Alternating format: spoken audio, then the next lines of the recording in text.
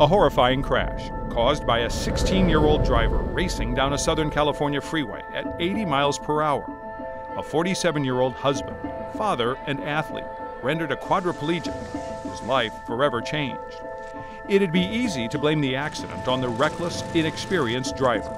But Garo Mardirossian, Armen Akaragian, and Stan Jacobs didn't want to do what was easy. They wanted to do what was right. We realized the 16-year-old caused the accident. He caused the event to begin to occur. But the 16-year-old did not cause the injury. You only get the injuries when the vehicle rolls over. And then you also only get the injuries when the vehicle rolls over and the roof crushes in some 24 inches.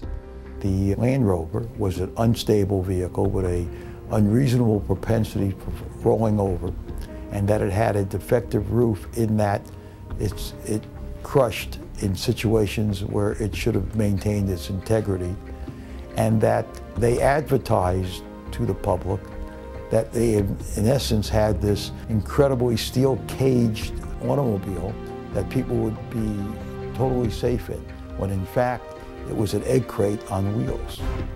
The attorneys knew the 1998 Land Rover Discovery I should have stayed upright, and the roof should have been stronger.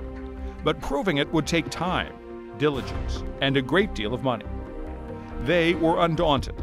They hired experts, ordered testing, commissioned animations, and 5 long years later, they prevailed with a judge at trial.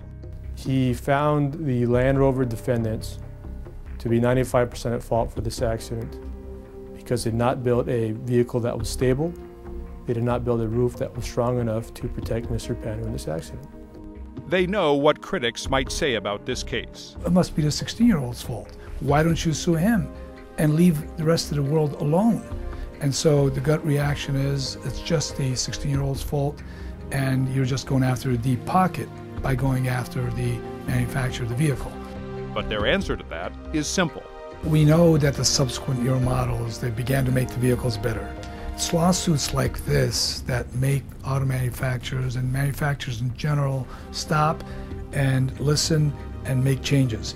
Better safety for the rest of us, and financial security for Mr. Pannu.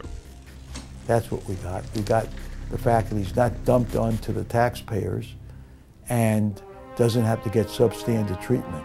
He'll get the best treatment, and he'll make the most of his life because he's a fighter, because he really is a really good, special human being that has gone on with his life and tries to do the most that he can do and be the best that he can be.